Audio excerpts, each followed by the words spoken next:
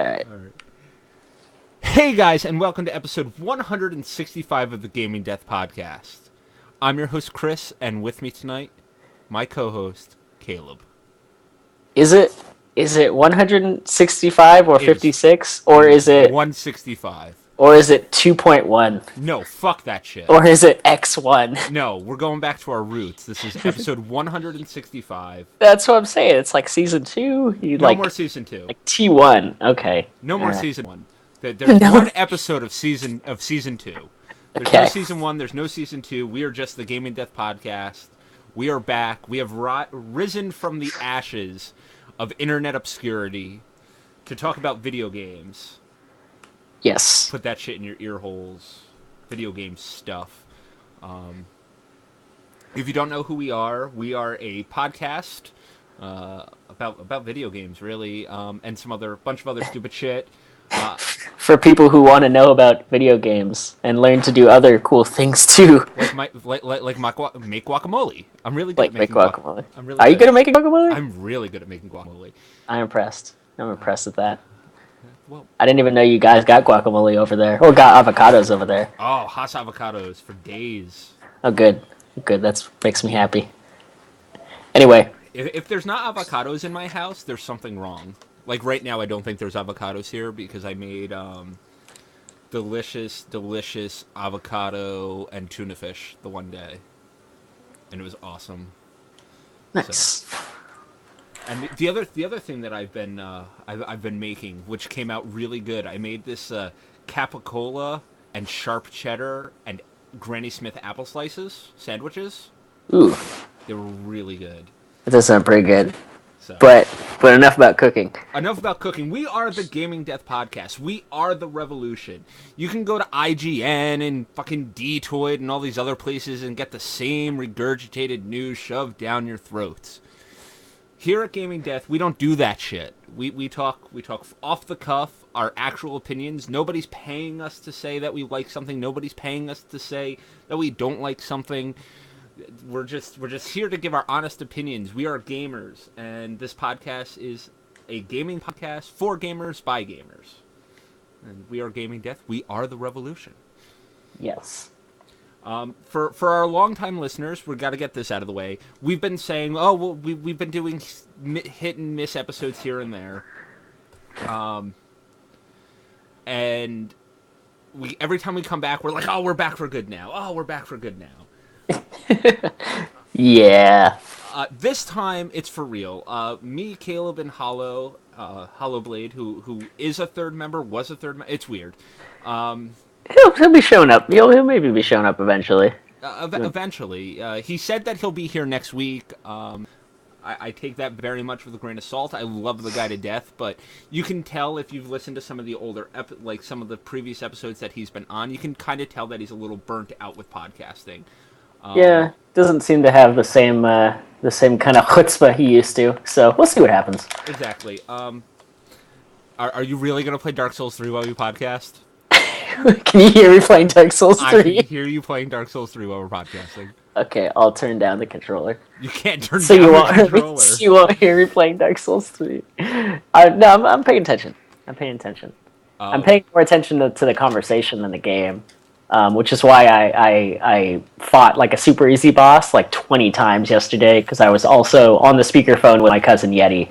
So me and Dark Souls and conversations don't go super well, but that's because I focus way more on the conversation than Dark Souls and just like die a million times. Anyway, yeah. Let's keep going. I can focus. I'm focused. Right, so we had a heart-to-heart. I thought Caleb was burnt out. Caleb and Hollow thought I was burnt out.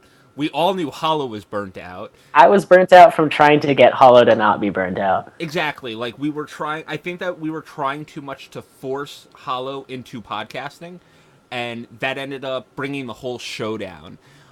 So now, rather than being up Hollowblade's ass all the time to be here... When he shows up, and if he doesn't show up, no big deal. Yeah, that's fine.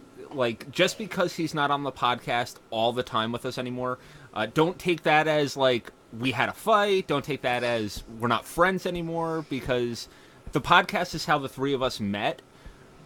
But our friendship extends way past the podcast, just to give people a heads up out there that don't know all the inner workings of that's going on. Yeah, I was the best man at Chris's wedding a few months back. We try to visit each other at least once, if not twice a year these days. It's interesting. It's interesting. Right now, we're planning a trip to go see Hollow Blade in October.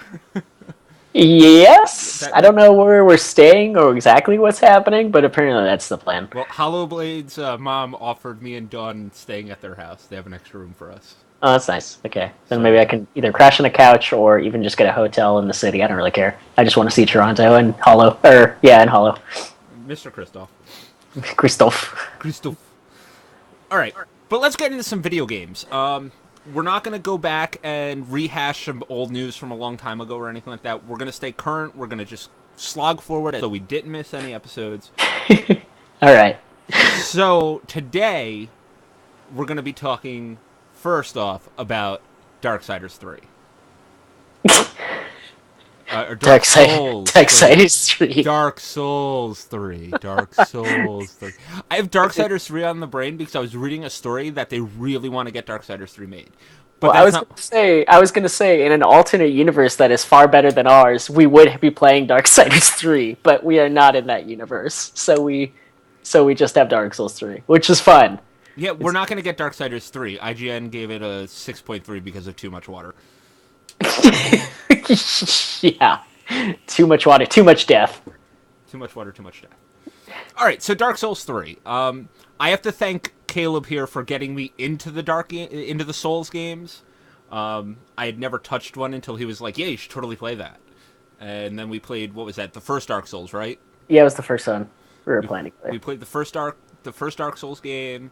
And then I didn't play Dark Souls 2. I own Dark Souls 2, but I've never touched it. And then I played Bloodborne. I beat the shit out of that game. I really liked that. And now Dark Souls 3, I was really hyped so much that I read up on all the lore of the Dark Souls, like the Dark Souls lore. Did you really? All of it. How there's this person, I want to say his name's Wyatt or some shit like that. He was a knight. The first flame, the ancient times, the times of fire, how at the spoilers for the first two Souls games, you basically tether yourself to the soul, to the everlasting fire. Is that what it's called? The first flame. The eternal kiln. Yeah. And how in Dark Souls 3 it's supposed to like end all this, and how Demon Souls kind of ties into Dark Souls, because if you get the bad ending in Demon Souls, that kind of leads into Dark Souls. And sort of. I think no matter what you do, it leads into Dark Souls. Wait, does Demon Souls lead into Dark Souls? The bad ending. Okay, because I never finished Demon Souls. I have to admit, I've gotten like halfway through it. It is fun. I just haven't taken the time. I did not realize they connected at all. Most of my Dark Souls lore, admittedly, comes from Vati Vidya, as I'm sure most of you probably watch pretty extensively as well. I love his lore videos. So I had no idea that they were connected in that way. That's crazy. And did you know that there's like a fan theory out there that Bloodborne also connects into Dark Souls? No, but it doesn't surprise me. That Bloodborne takes place in the time after the Dark Souls, so it's the time of darkness, which is what you keep preventing in the Souls games. Yeah, sort of. So it's because the ancient one and the old ones are kind of the same. The magic comes from both of them. They both come from under the ground. I could kind of see that, but I always imagined that. I guess spoilers for anyone who hasn't finished the Dark Souls games. I always imagined that it seemed like no matter which you go for, either like the fire or the dark ending on Dark Souls 1 or 2, no matter what you do, someone's going to end up linking the flame, whether or not that happens to be you as your hero. So I figured that it would continue until, and this is where the spoiler comes in, until Dark Souls 3, apparently one of the endings is where you end the flame forever. Yes. And that's like the big deal that people are talking about, as well as another one that I don't know too much about called the Usurpation of Fire, where somehow hollows become the new life forms in perpetuity. Is that the really convoluted ending that I was reading up on, where like you can't heal yourself of hollow throughout the entire game, and you have to do all this weird shit and kill yourself 1,000 times? And yeah, and I started trying to get it, I was working pretty diligently trying to get it actually. But Dark Souls side quests are super hard and super easy to fuck up. So I stumbled into a church at one point where there was a character hiding in the corner, and I didn't realize. And like all I saw was like a little user message that just said here. So without thinking, I swung my sword and killed the invisible person. And apparently they were supposed to give me a super important item, so I fucked everything. So now I guess I'm just gonna get the normal like end of fire ending. I'm not sure. It's really easy to do that kind of stuff in these games.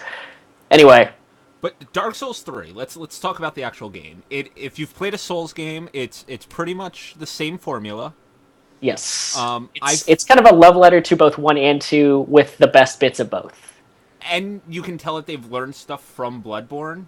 Yes, it's kind of the speed of it is not quite Bloodborne, not quite Dark Souls. It's like literally in between the two, Right. which is fine.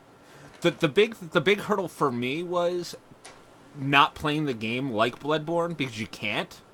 No, you cannot. It's well, you can, but it's really hard. Right. Like I can't just run in and just kill everybody because I don't have the gun there to knock the people away. When Yes, like I had the staggering down really well in Bloodborne. Like Yeah. I staggered almost everybody in that game that I possibly could. But in this game, I first made an assassin called Squishy McSquish, Purple Assassin, and I learned very quickly that a heavy character is probably your best bet. Yeah, it's very skewed towards heavy characters in this one, especially. I played Dark Souls 2 after beating Bloodborne, and it was actually kind of interesting because I didn't even use my shield. I just dodged everything because it felt so slow. But then jumping into the third one, I kind of tried to do a similar thing to that, and immediately realized like, okay, no, that's not even going to work. I have to just go heavy again. Yeah, that's my thing. Like I always really want to play like one of the like a fast character in these games. Yeah. But it's so hard to play a fast character because everything hits you so quickly, and you have to be so Yes. precise with your dodges and your movement that if you fuck up even slightly, you're dead. Yes. Whereas, like with a heavy character, there's wiggle room. I'd Like- say yeah, and I'd say it's possible if you practice with Bloodborne and then maybe jump into 1 or 2. It's much easier to do, but like 3, it's not easy at all. It's like laughingly difficult. I really want to try a spellcaster, but I've never. Spellcasters are really easy in the first 2 games. Actually, it leans towards them. I'm not sure about this one. I haven't really tried it yet. From what I'm reading online, everybody's saying like Pyromancer is still the go-to class. Okay, that sounds about right. Pyromancers are always super fun. And it's just because the Dark Souls games gear a lot of their enemies towards weakness to fire. Yes, they do. Very much so. So, like, with my heavy character, I took the fire gem as my starting item. So that as soon as I get a weapon that I really like, I can make it fire plus 1 without having to find the special firestone. Nice. So that I can have a fire weapon early on in the game. I think I've skipped like 2 or 3 bosses. I think you ran past them, basically.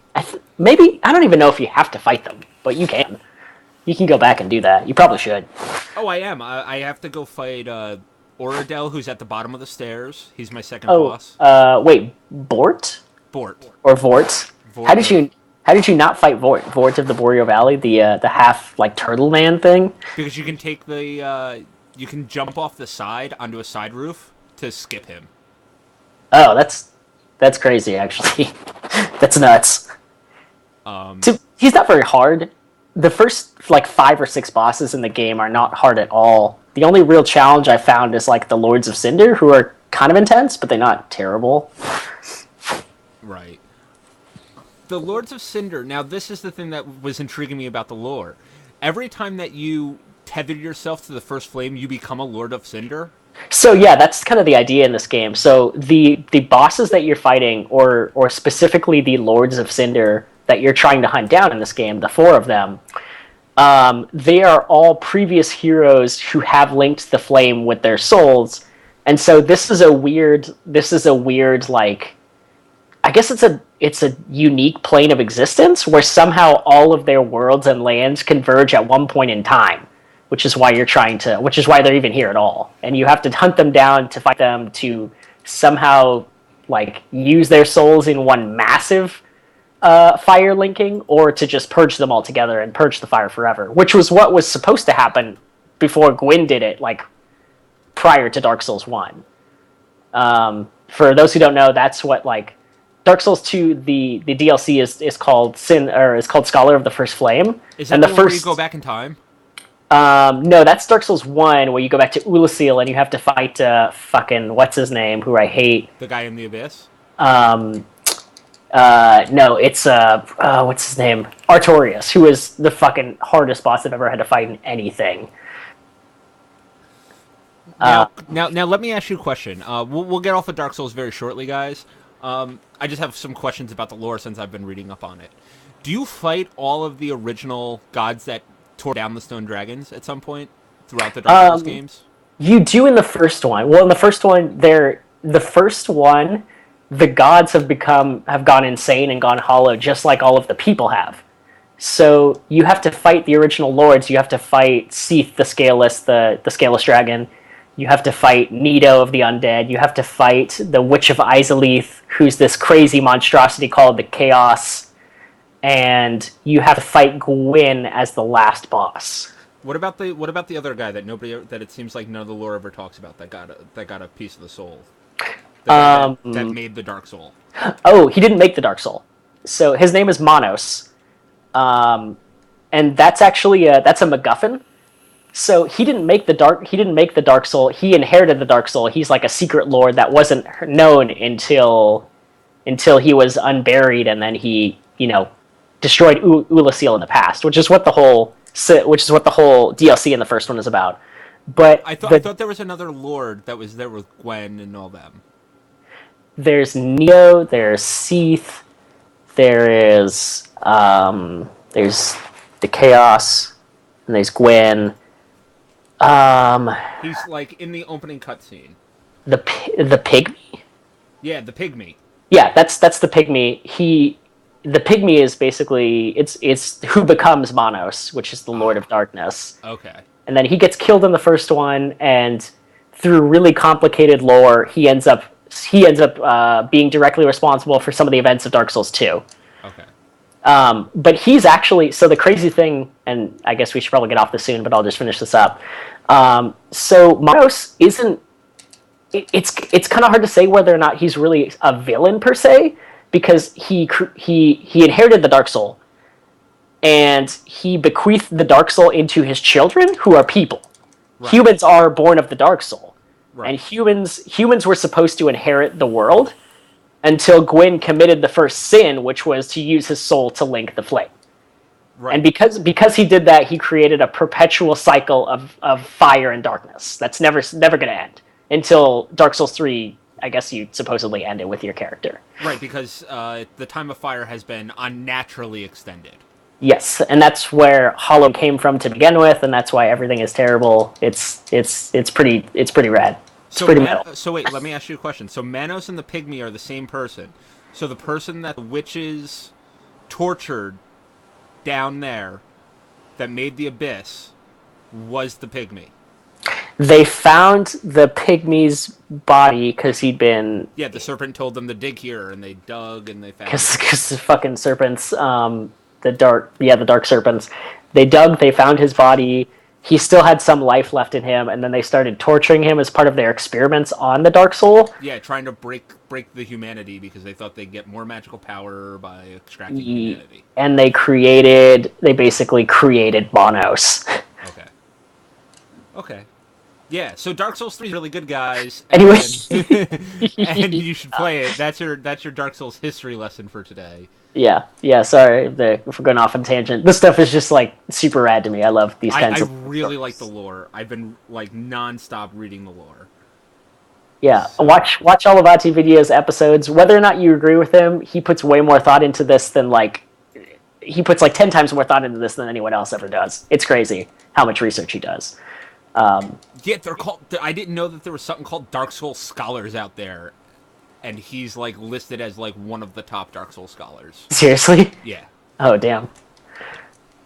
Alright, let's move on. Uncharted 4 comes out May 10th. We're, like, 2 weeks away. Yes. But if you're in the UK, somebody stole a bunch of shipments of this game. Yeah, it's totally bonkers. This is so bonkers, and this ending is supposedly so decisive. Naughty Dog has come out and said that the ending to A Thief's End is so decisive that Sony on the PS blog today came out and was like, "Hey guys, just to let you know, yes, this happened. Beware, spoiler alert! They're gonna hit the spoilers are gonna hit the net, and be careful." Oh jeez. And I think it's fucking crazy that a game as big as Uncharted that leaked it's leaked 2 weeks early. Now it was supposed to be out this week originally here in the US. And then they pushed it back for like I can't remember what it was. Exactly. They pushed it back so that they could have a worldwide release, so that it could be released in the UK and the US and Japan, everywhere at the same time. Yes. So that there weren't like the weird spoilers and like the weird switching your console over to be able to play it early by downloading it, like there was with Dark Souls 3. Mm-hmm. So they tried to avoid all that. They pushed it back, and now people have it when we originally were supposed to get it. And some douche out there is going to be like, "Hey, this is not an actual spoiler. Hey, BT Dubs, Elena dies, and Drake gives up treasure hunting forever, and Sully has a heart attack in the first opening cutscene." Like, someone's going to come out and just be like, "Here you go." Oh, okay. For a second, I thought those might have been real, and I was going to be a little upset. But okay, it was a joke, right? Yeah. No spoilers have actually hit the internet yet that I know of. I'm not actively looking for it because I'm actually really excited for this. I really like the Uncharted games. Yeah. I always have really liked the Uncharted games, but I like them for what they are. They're giant set pieces and really cool shit, and the storylines are not bad. It's Naughty Dog. Naughty Dog knows how to craft a good story. They are playable Indiana Jones, which is a pretty big compliment for a game. Right, they're a refined old school Tomb Raider. Yeah. Basically. So I just thought that this was nuts. I just wanted to get your impression on the spoiler culture of today, of today's media. And that a company has to come out and be like, "Hey guys, BT Dubs, this happened.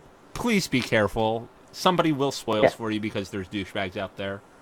But this was indeed like a physical shipment that was somehow hijacked. Is that like confirmed? Yes, they came out and said a shipment of Uncharted 4 has been stolen and have been eBay. How does that even happen? Like, I imagine there must have been crazy security on these things, or maybe not. No, they were probably in the back of a FedEx truck or in a FedEx processing plant. Someone scanned them to go onto someone's truck and then threw it in their car. That's probably how that happened. So probably like someone who actually works in the shipping industry, you think probably just grabbed a couple just because? Yeah, I doubt that it was like a high... like a high-end heist, just to steal Uncharted 4. Yeah, I don't think that there was like a bank robbery for Uncharted 4. It wasn't like an armored car with a dude that looks like Nathan Drake handcuffed to a briefcase full of Uncharted. Would have been the hype of shit. Jason Statham and Mark Wahlberg. And The Rock and Vin Diesel just driving fast cars, stealing Uncharted 4. Uncharted 4 to sell on eBay. Oh yeah. For so many millions. Or no, for so many thousands. So many thousands of dollars. So many thousands of dollars. Because some people are paying like upwards of $600 to get this game early. And it's like, God. I'm paying $51 for this game, thanks Amazon Prime. Why is that? That's dumb. I don't even know if I can comment on that. I just think it's dumb. I think it's funny though that they had to come out and be like, "Spoiler alert, guys!"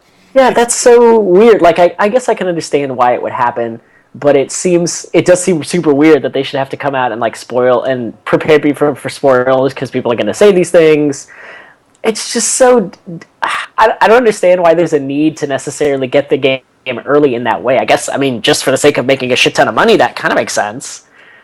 But even then, like, paying $600 to play it, like, a week or two early, that seems like the worst investment I've ever heard.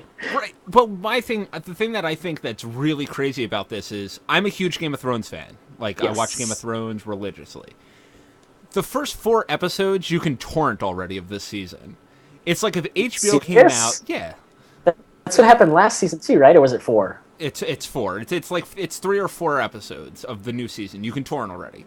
But the same thing happened with one of the earlier seasons. Yeah, last season it was 4 or 5 seasons too. Basically, review. They send the first 4 episodes out for a review at the same time, and they're like, "All right, here you go." But it'd be like if HBO came out and like official statement was like, "Hey guys, yeah, you can torrent these right now, but don't do that." BT dubs, douchebags out there. Spoiler alerts. Please do not. Right. All right. Tell me about Neo. What is this game? You keep talking about Neo. Yeah. So I keep telling you guys to get it because it's a free demo that just came out. I think it's the alpha version of the game, which is still kind of early, but like, it's a free demo that came out. It's only on PSN for a week. I don't know if the game will even work after that, but it's available. So I guess people have been calling this game Samurai Souls because that's what it looks like when you look at like screenshots and videos. It looks like a very, very Dark Souls-esque game, but with a more like samurai, Japanese feudal mythology, like kind of bent to it, which is a really cool concept in and of itself. But then you actually like play the game, and it's similar to Dark Souls in that it is very tactical. Its combat, it's very demanding, and it is very difficult, but it's still very much like its own game and its own beast, in a couple different ways. One major way being it's actually like way harder than Dark Souls. Is it? Yeah, like Dark Souls. Coming from Dark Souls 3 especially, which is definitely the easiest in the series. I jumped into Neo yesterday, and I played for like an hour and a half, I want to say. I died at least 40, 50 times. Wow. And I'm not even joking you. Now, does everybody play as Jaime Lannister? Yeah, Geralt of Rivia. I think he looks like Jaime Lannister. He does. He looks kind of like either, or a little bit of both. So I guess that's the main character. I'm not sure how the final game will be, but you're basically that one character. The stats work a lot like Dark Souls. The weapons classes are kind of similar to Dark Souls, but there's a lot of differences in how you play. So like in Dark Souls, all of the enemies are like different levels of difficulty. Like you'll find some enemies that are basically just like chumps. There'll be some enemies that are like more middle of the road, and some enemies that are super impossible and kill you in like 2 hits, right? And it's kind of like a mix as you go through, and there's like different creatures and characters. Yeah? Right.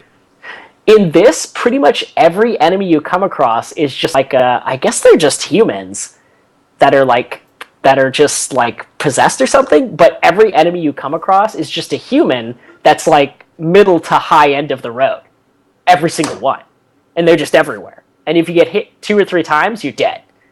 And so you have to be super on par with your blocking and your strategies and everything.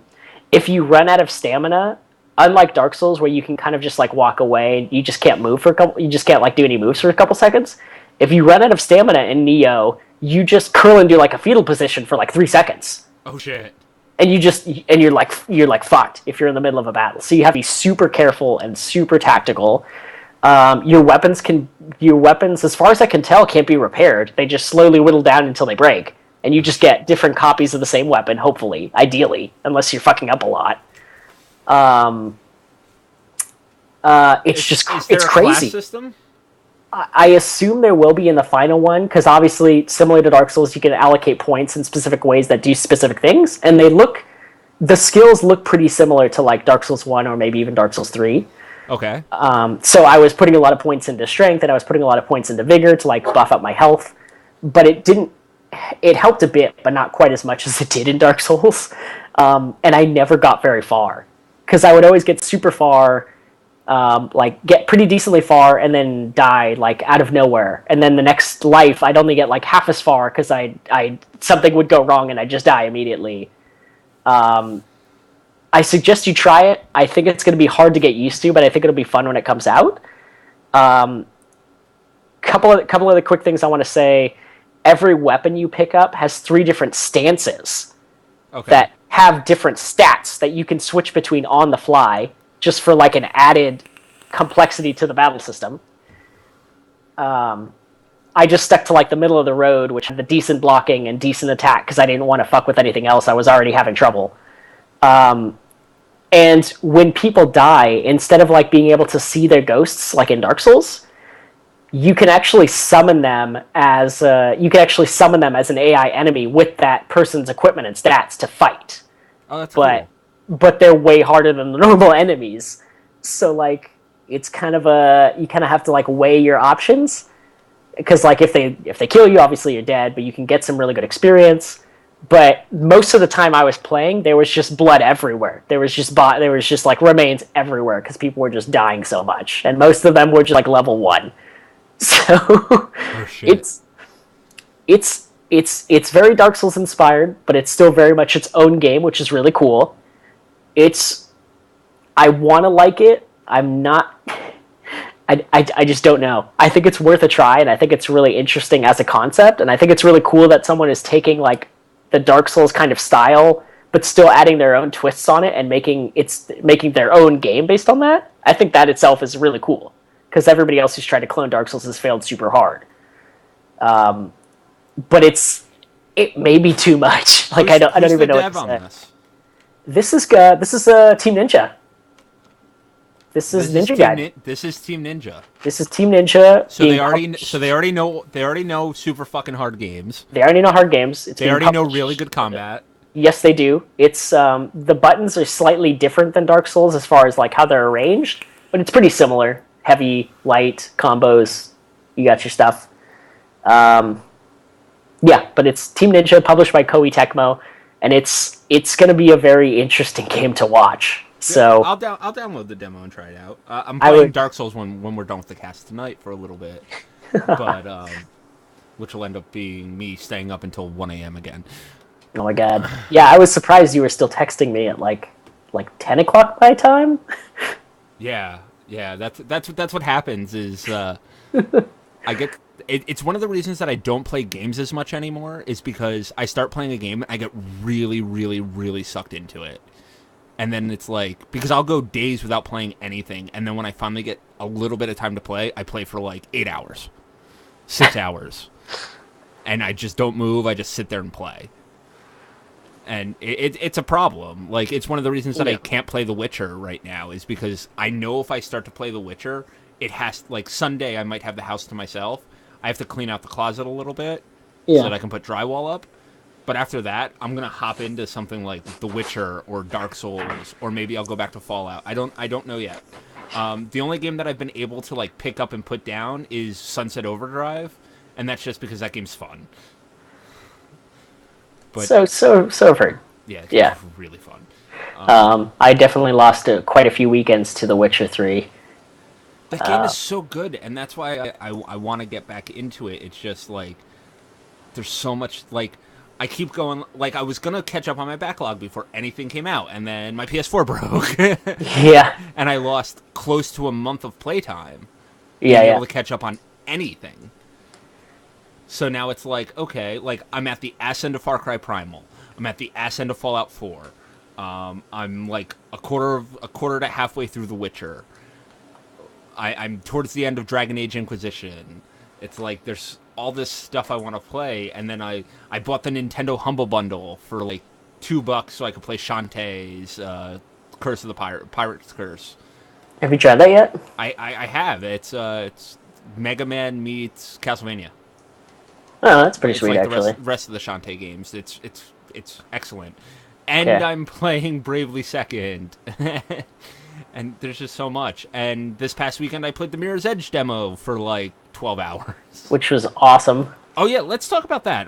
It wasn't in our show notes to talk about tonight, but let's talk about the Mirror's Edge beta. So much has happened this week, I almost forgot about it, honestly. Are we? We're allowed to talk about the beta, I beve. I believe we're allowed to talk about the beta. I mean, I assume so. Didn't see an NDA or anything pop up when I started playing. So no. I know you couldn't broadcast, like, it didn't let you. The only thing it didn't let you broadcast was when you were like signing in with EA credentials. But other than that, I mean, obviously it should be fine. Mirror's Edge benefits greatly from an open world. Yeah, it actually works incredibly well. It's wonderful.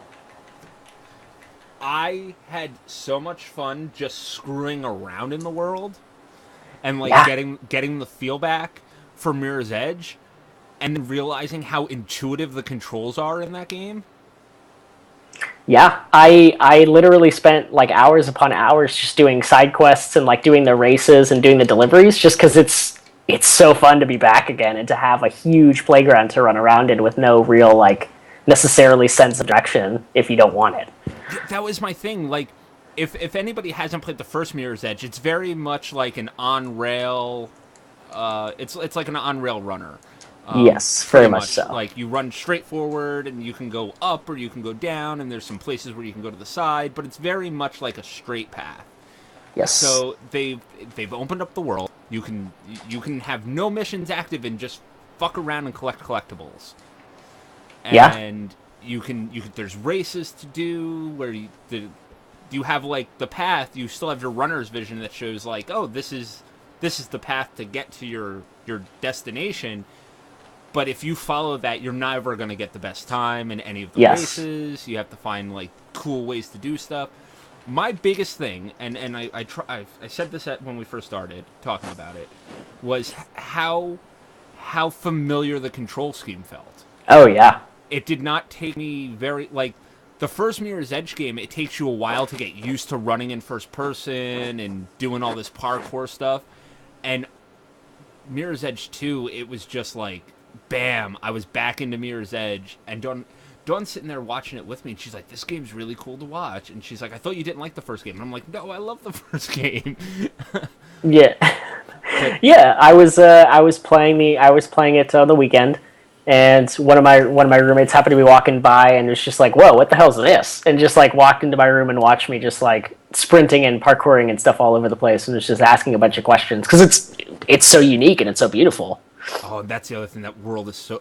This is a beta build, or is this an alpha build? This is a beta build. This is a beta because it comes out not next month, but the month after, because they pushed it back a month, right? Comes out in June, which is I'm so surprised June is like barely a month away now. Yeah, I know. Like, we're gonna be playing. I'm gonna be playing Uncharted until I beat it, and then Yeah. I'll try to catch up on the other stuff I haven't played. I'll probably still be slogging through Dark Souls. Yeah. And Dark Souls. I'll probably be playing Dark Souls and then maybe jump back into Bloodborne until Uncharted. And then and then we have Mirror's Edge, and then right after Mirror's Edge we have No Man's Sky. And we were supposed to have Mighty Number 9, but that got pushed back again. So fuck you in a way. So like generic. I thought it was supposed to be like they just said like spring, right? And then they haven't said anything since. Well, originally it was supposed to come out May 21st. That is until correct. like 2 days ago. And then they would just like until 2 days ago. Yeah, 2 or 3 days ago. What happened 2-3 days ago? They pushed it back to November. Wait, did they really? Yes. Was that the one based on the Xbox One? Was that just the wait? Did they officially come out and say that, or was that? This is coming from what's going on with the Xbox One stuff that leaked out. Yeah, so people were getting all up in arms over that. Apparently, that's not necessarily correct, or at least not in the way they think. Because I saw some people I saw like a bunch of articles come out saying that, and then I saw like not too much after that, people were like apologizing because the article was wrong. So the Xbox One uses the European form of date listing. So it was technically listing February instead of November. Which was the original release date, like way, way back when. They just never updated Xbox One. So it's not coming out in November. That doesn't necessarily say it won't come out in November. I have it pre-ordered on Amazon. Okay, just because. Is that what it's saying? Amazon Prime gives me a 20% discount or a 10% discount. So I pay. Yeah. So rather than paying $49.99 for the game, I pay like $40 instead of $39.99 or whatever the fuck it's going to be. I'm paying $44.92. Okay. For this game. Does it have it listed as November on Amazon now? Not yet shipped. We will email you when a delivery estimate is available. Up until 2 days ago, it said arriving, whatever what the fuck was it? It's the last, not the last Tuesday, because the last Tuesday is the 31st, but the Tuesday before that. So, the 24th. Okay. 24th by 8 p.m. Now it's listing. We'll email you when we have when we have an updated shipping date. Oh, great. Okay, that's cool. Thanks, Anafane. Yeah, exactly. Everyone loves you now. All right, let's talk about the NX and Nintendo, because this came out and this is official. They tweeted it out.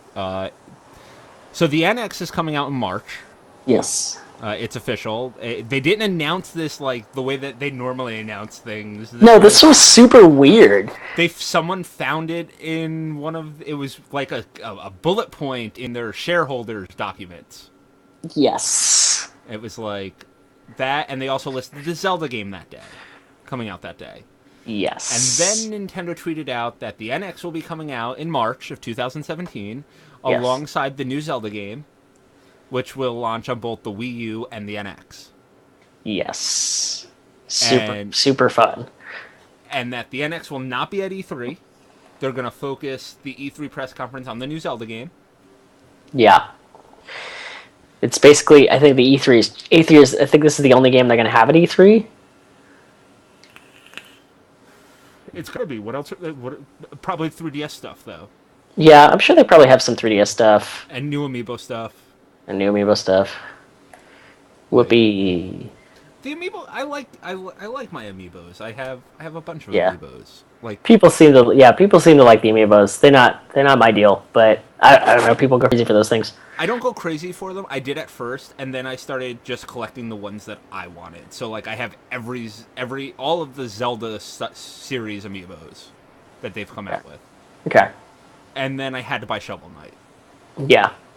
Because where else am I going to get a little statue of Shovel Knight? Yeah. You know. Yeah, that's fair. So Nintendo is taking they're taking a page from their own book. They did this exact same thing from between the GameCube and the Wii era.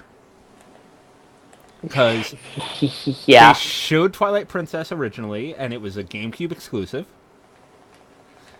And then a year after they showed it, and it got pushed back, and it got pushed back, and it got pushed back, E3 came about, and they were like, hey guys, this is coming out on the Wii as well with these motion controls. Check this out, isn't this badass? And everybody was like, yay, Wii! And then I think didn't they push the GameCube one back like 6 months after the Wii's release? Nope, came out the same day. Did it? Okay. I thought it, because I remember it coming out in like December, a few days before Christmas, but I didn't remember when the Wii released. Same day. It was a launch title for the Wii.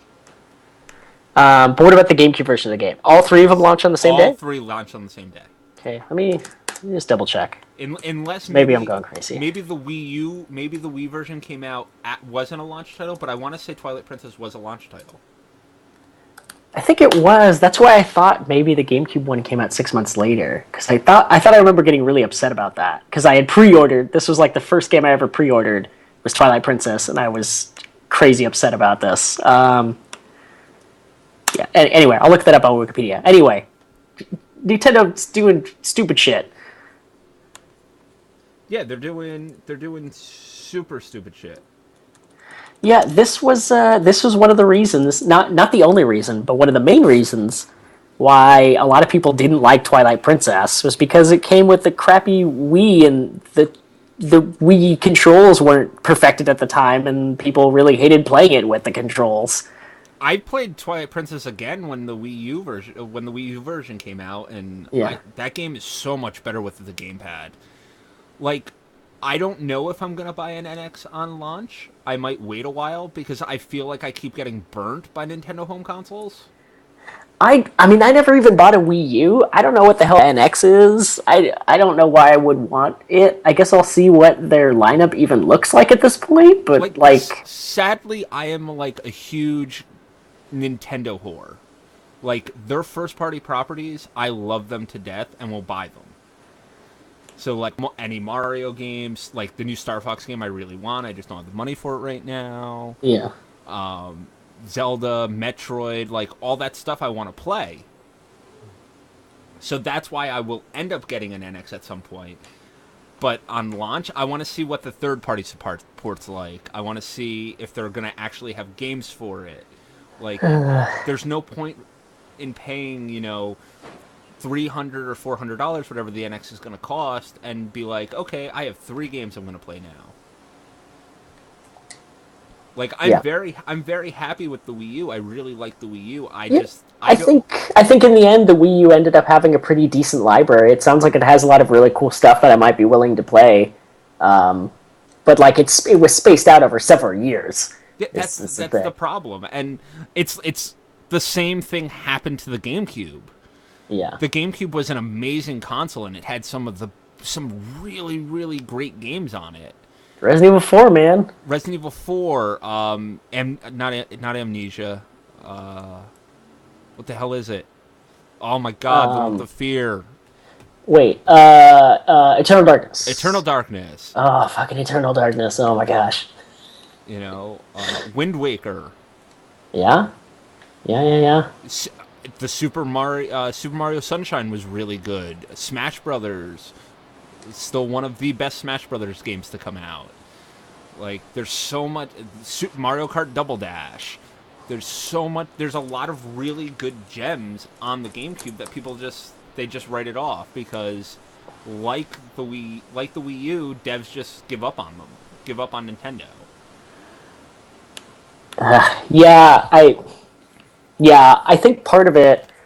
I think one of the big things about it is that the Nintendo. I don't know if I can say this has always been the case, but when it comes to like being powerhouses and trying to play that game, because like obviously the Xbox One and the PS4 are pushing the limits of what you can do with a console as far as like power and graphics and all that kind of stuff. I mean, Nintendo doesn't seem interested in playing that game, which is fine. It's not a great game to play, even if people insist on having better and better graphics. But at the same time, I don't know if a lot of third party it doesn't seem like necessarily a lot of third-party developers want to jump on the Nintendo bandwagon if they're not going to push the limits of technology. Well, They go for different things like the Wii with the motion controls and like other stuff. Well, that's the thing is Nintendo always wants to have some gimmick, and I understand Nintendo trying to think outside the box, Yeah. but I'm ready for Nintendo to make another Super Nintendo, another N64. I'm ready for them to make another console that competes with the other consoles that are out on the market, and you're able to port stuff to it. Like I'm ready for that. I'm ready for them to be on par with the PS4 and the Xbox One. Like, and then you hear people talking like, "Oh, well, this means that there's going to be like the console cycle is over already, and now there's going to be a new PlayStation, a new Xbox." There's not. Sony and Microsoft both have long-term plans for their systems. We're going to get an update. We'll talk about the PlayStation 4.5. That'll probably be the last thing we talk about tonight. But they're not. Your PlayStation 4 and your Xbox One is going to be around for a while. Yeah. They're already pushing the edge. Yeah. And the thing is, I don't think Nintendo wants to play that game because the last time they tried to was with the GameCube, and like, I mean, you see how well that worked out for them. But the GameCube still had its own limitations. Remember, they did mini disc instead of actual CD-ROMs. Yeah, So it was harder. So it was harder for devs to go ahead and fit all the information that was a game onto the mini disc. I think that might have been another gamble of theirs to maybe like a miniature gimmick to try to do something different, and they thought the technology would last. I really don't understand that decision at all. That's the best I can imagine, but I don't know. Like the Wii U sold gangbusters because your dad could play it and my grandmother could play it and my 4-year-old nephew could play it. Like my 4-year-old nephew right now is still playing a regular Wii. Like I promised, I saw him this past weekend because my sister just had another baby. My nephew's 4. And when I saw him at my grandmother's house, he was like, "Oh, Uncle Bud, you're going to come play Super Mario Yoshi with me?" And that's Super Mario Galaxy 2 to him. And that's what I'm going to go and play on Saturday. I'm going to go hang out with my 4-year-old nephew and play Super Mario Galaxy 2. That is what I'm doing on Saturday. All right. Because like the Wii, as much as it has a bunch of shovelware, the good games that are on the Wii are timeless. And that's the thing about Nintendo is the good games are timeless. Yeah. Like, there has not been a good platformer as good as Mario Galaxy 2 since Mario Galaxy 2. Yeah, none that I can think of. Platformers are not even almost really a thing these days. You know, the only thing that they don't do as well is they get stuck in certain ruts, like regular, like doing the new Super Mario and Mario 3D World and all that other stuff. It's like same old tired formula that everybody's kind of sick of. I'm a huge Zelda fan. I'm kind of sick of the Zelda formula. I'm sick of the same thing over and over. I want something new, which is one of the reasons I think I really, really, really enjoyed Hyrule Warriors. Was because it was different, but it was a Zelda game, but it was a different Zelda game. And I'm ready. Like, Darksiders 1 is one of the best non-Zelda Zelda games I've ever played. And Yeah, it's just, there's a lot of stuff out there that are doing things better than Nintendo does. yeah, But at the same time, there's something about the polish Nintendo puts on everything because they take so long to dev. And yeah. something magical about capturing my childhood when they release things. Like, nobody's done a game as good as Metroid Prime. Like a first person adventure game Like kind of thing. Yeah, like that first person shooter adventure game. Yeah, definitely not. Nobody's even really touched on that. Which is super interesting now that I think about it. Like, we get the first person shooters rule the landscape right now. Yeah, And to not have someone do a first person, like, awesome shooter / adventure game blows my mind. I think. Yeah, and one of the reasons why that might be possible, I know this is the reason that Nintendo moved away from Metroid Prime, as much as we might say we want it, is that the Prime games surprisingly never sold amazingly well. They sold okay, but it was never great. I think the first one was like a couple million copies, and then it went downhill from there. And I don't even know if the last one broke a mill. Right, but my thing is though the last one did break a million. I thought the last one sold the best because that was the one that was on the Wii. Okay, maybe it did. I need to that was double-check the thing. Nobody had a GameCube. That's true. So the hardcore Nintendo fans like me and the other people that had the GameCube bought Metroid Prime 2. I never played the third one, but I love those games, and I want to see Nintendo go back to its glory days. And they have so many other properties that it just seems like they kind of like push to the side. Like, when was the last time we got an F-Zero game? Oh man, yeah, I don't know if we're ever gonna get another F-Zero game. Like, I don't know, man. I would love a new F-Zero game. I would like another Mario Kart that steps out of the box of regular Mario Kart. Like, yeah, it's cool riding on walls, but give me something like Double Dash again, which totally changed the formula of that game. I don't know. It's just something. The NX pisses me off. I will be buying the new Zelda game. I will be buying it on my Wii U because that's where it was originally developed to be played. I don't want to deal with any of these weird gimmicky bullshit that's going to be coming out with the NX. I don't want to buy an NX at launch. I will be playing Zelda on the Wii U. All right, before we get out of here, let's touch on the PlayStation 4.5 or the PlayStation 4K as it's being called. Yes. The internet is in an uproar how Sony is screwing over people that have already bought a PS4. Are they though? They are, like, all over. I'm in like 12 gaming Facebook groups, and that's when the 4.5 leaked. Oh, okay, yeah. I'm not debating that people are saying that. I'm debating whether or not Sony is really screwing them over. No, not at all. See, my thing behind it is it's not like the 3DS to the new 3DS. It's not like that at all. Because there are 3DS games that you can't play on the old 3DS that you need a new 3DS for. There are games that run like shit, like literal shit, on the old 3DS and run very smoothly on the 3DS. Hyrule Warrior Legends. Your PlayStation 4 is still going to play every game that comes out. Yes. Like, your old PS4 is still going to play everything that comes out from now until the end of time. The only difference is you're not going to have the same great, amazing graphics. I will be the first person to tell you that I am not a graphics whore. When a game looks pretty, it looks pretty.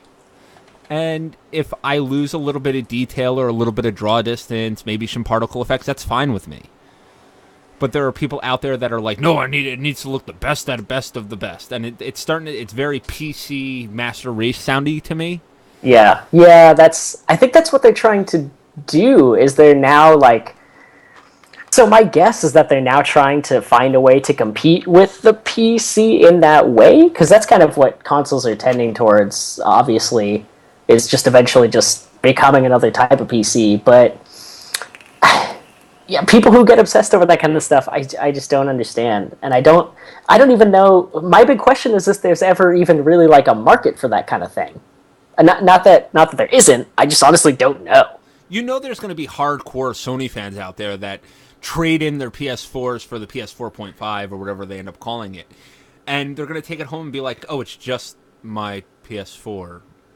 Because yeah, I just don't know how many actually will. I don't know. It just seems like a baffling move, other than trying to compete with PCs. But that's a fool's errand. Well, the big thing that people aren't realizing is the reason Sony is doing this, and it's the key reason, and people don't want to listen to me when I tell them this.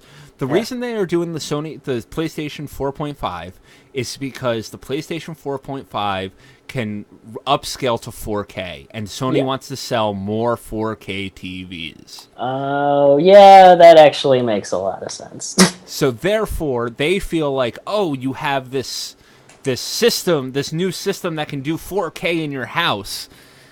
You paid for something and now you're wasting it, so you might as well go out and buy a 4K TV. That is what's going on. Oh. They're hoping that the way that they won the Blu-ray race was by putting a Blu-ray player in every PS3 that came out, and now everybody had a Blu-ray player in their house, and it killed HD DVD. So I think this is their way of trying to be like, yo, 4K TVs are where it's at. Go buy a 4K TV and look at how much better your games look. And they're hoping that this will be the same shot in the arm kind of that the PS3 was to Blu-ray, that the 4.5 will be to 4K TVs. And I don't know about anybody out there, but I like my LCD. I have a 42 inch sitting in my bedroom. You've seen it. Yeah. It's a nice big TV that I do all my gaming on. It's very nice. And maybe I'm the minority here. I just don't see a need for a 4K TV just yet. I mean, they're very cool in concept and theory, but like aren't they like several $1,000s? I don't understand the need. Exactly, that's my thing. Like they've dropped down in price. You can get like a 32 inch for like $500, but for $500 you can get a 56-inch LCD. Oh yeah, exactly. So it's like one of those things where I didn't get an HD TV for a very, very, very long time. Like, I was playing Lost Odyssey and a bunch of other 360 games on a standard definition TV for a very long time. And then I went out and bought the TV that I currently am using as my monitor. And I think I paid $400 for this, and it's like a 23 or 32 inch. And then my Samsung that's sitting in there was a Christmas gift, Black Friday deal. I think my dad paid like $200 for it. Yeah. So, for me, as someone who's big into the tech world, and I'm a huge techie, Dawn gets mad at me because I always want to buy new tech. Like, it's just one of my things is like right now I really want a Fitbit. That's kind of something that I want. Fitbits are pretty sweet. They're also a client of ours. Anyway, continue. So, like, I kind of really want a Fitbit. And Dawn's like, we can't really afford it because I want, like, the nice heart rate monitoring Fitbit so that because I want to lose weight. And I think that if I have a piece of tech that syncs up with my phone, that gives me reminders that I might get off my ass a little bit more. I won't come home and, marathon 2 seasons of American Dad. That's fair. But like a 4K, I always look at TVs whenever I go to like Best Buy or anything like that. Are they really down to that price? I haven't checked 4K in a long time because you can here talk about stuff and I'm gonna research something now. Okay. What do you want to talk about? What else do we have on the agenda? I'm trying to think. We're getting pretty close to the wire here. Yeah, sorry. Bear with me, guys. I'm going to pull up our text conversation and see if I can remember. And everything. You can get a 4K Ultra Smart 43-inch Sony Vizio LED TV, the 2015 model, for $629.99. It's not... That's actually pretty good.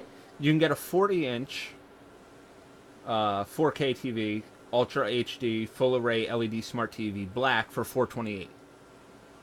Okay. And you can buy an off-brand Seki 42-inch 4K TV for $330.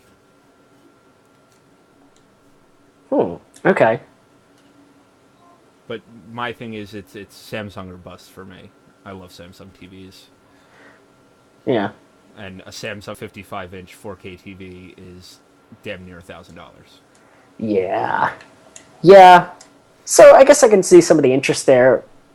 Well, okay, then one other question I have is, like, are we even close to getting to where 4K is a normal thing to be broadcasting on the internet or on Netflix or anything? Netflix will never be able to do it. You'll never be able to stream 4K. But, like, that's the big thing where people are moving towards. I mean, well, the streaming services, Netflix, Hulu, Amazon Prime, and will they ever be able to do that? I guess the answer you're telling me is no. No, because your internet and the compression, the file is too big to be compressed down to be streamed. A lot of DVDs these days and Blu-rays come with 4K digital downloads, which will be fine because you're downloading the file, but they're also like a 32 gig download for a movie. That is ridiculous. Right, because it's so uncompressed. It's not... You're not up-resing the thing. You're getting it in native 4K. Yeah. We're getting really close to... I don't know what you know about taking picture photos, but we're getting really close to getting a raw format of movies. That's exciting. Like super crisp-looking, unfiltered, amazing 4K... I was going to say, I imagine, because I know that movie cameras typically will actually film in like a super high resolution that then has to be compressed in order to be able to be used in other formats. Correct? Correct. Yeah, and I don't know exactly what that like quality level is that they're originally viewed in. Is it 4K, or is it like it's higher than 4K?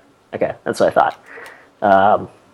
That shit blows my mind. That's crazy. Like, the best that you can get to raw format of watching a movie these days is watching something in IMAX. That's the closest, and how crisp and how clean all the lines are and stuff. That is the closest you can get to how it was shot. It's the least compressed that you can see. But it's also shot in a special camera, and it's super expensive, and all this other stuff. Yeah. Okay. Huh. That's kind of exciting. I guess we'll see where it goes. But in the end, still not super convinced of the PS4K. No, I'm not convinced at all. I will not be picking one up. Like, I will. You know what? I will buy a PlayStation 4K when I have a 4K TV. There you go. That makes the most sense. Like, when the 4K TVs come down cheap enough where I can be like, okay, I can upgrade my TV now, then I'll be like, okay, I'll go buy this PlayStation 4K for $120 at GameStop. Alright. Yeah, that seems fair to me. Either that or I'll end up buying a PlayStation 4K and handing down my PS4 to Dawn. Aww. Which is most likely going to happen. But that's not like at launch time or anything. I just... Like, Dawn's one of those people where she doesn't play a ton of games, but the games that she plays forever. Like, if I had a 360 hooked up, she'd still be playing Skyrim. Which is one of the things I'm doing this weekend for her. Don't tell her, anybody. But I'm hooking an Xbox 360 up in the computer room this weekend so that Dawn can come in here and have alone time and play Skyrim. Aww. Because I'm a great husband. And also it's so I can watch TV and play games without her commenting on them. Alright. Alright, guys. thank you very much for joining us for episode 165 of the Gaming Death Podcast. Hope you guys enjoyed our conversation. Remember, you can find us each and every week on twitch.tv/gamingdeath at 9:30 p.m. every Thursday.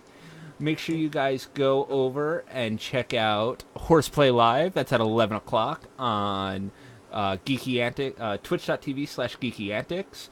Make sure you guys go over to geekyantics.net. There are a mothership, Yogizilla over there, holding down the house. There's a bunch of other shows you guys should listen to over there.